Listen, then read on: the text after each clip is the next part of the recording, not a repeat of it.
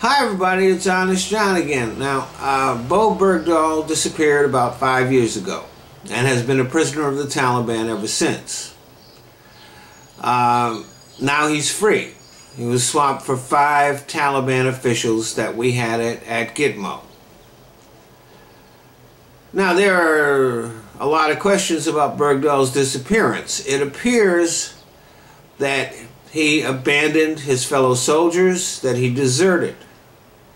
Some of the people who served with him have expressed a fair amount of anger at him. We don't know the full story because we haven't yet heard Bergdahl's side of it, but that's up to the army to pursue that. However, let me point out one thing here. It's one thing to desert in Japan or England or Germany if you're stationed there. It's another thing to desert in Afghanistan.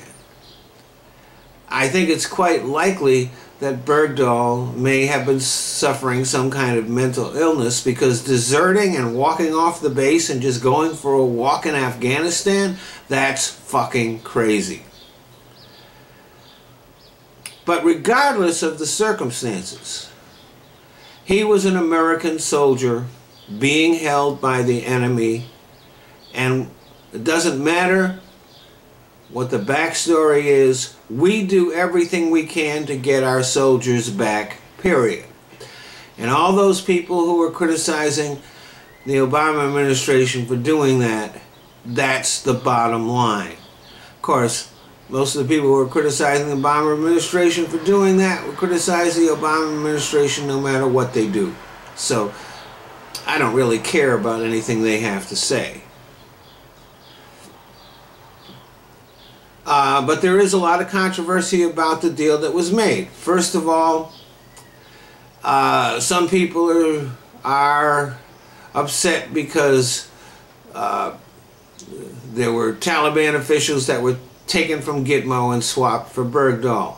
Well, anything that removes prisoners from the illegal prison at Guantanamo Bay is fine with me.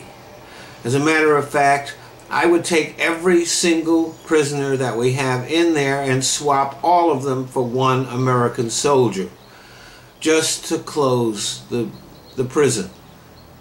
As a matter of fact, I would swap them for a bag full of apples.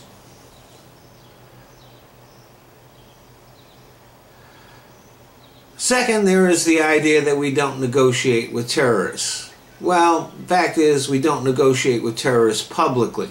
What happens in secret, that's a whole different thing, and it has been that way forever. And besides that, the Taliban don't really fit the definition of terrorists. We tend to throw that term around pretty loosely nowadays, but the Taliban are in their country fighting an occupying enemy, us. So now they may be a bunch of scumbags, they're fanatics,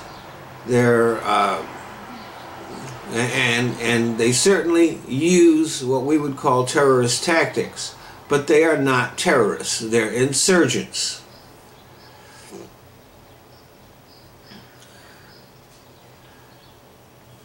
And senators and representatives on both sides of the aisle are upset because the administration did not notify Congress first.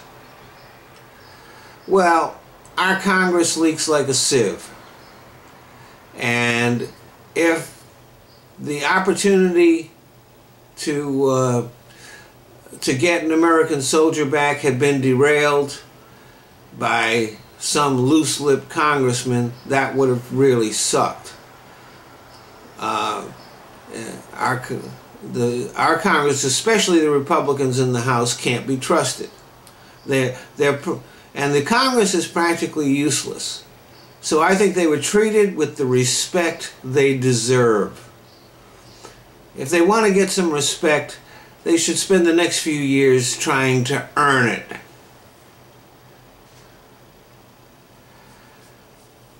I don't think it was wise for Obama to have that announcement in the Rose Garden with Bergdahl's parents. I don't think that was a really good idea. I think this should have been kept much lower key. Now, the people of Bergdahl's hometown, I'm sure that they want to welcome him back, and that's fine. That's fine. But I think that should be kept low key too. Let's not do the hero's welcome. Hold off on the parade. Thanks for listening.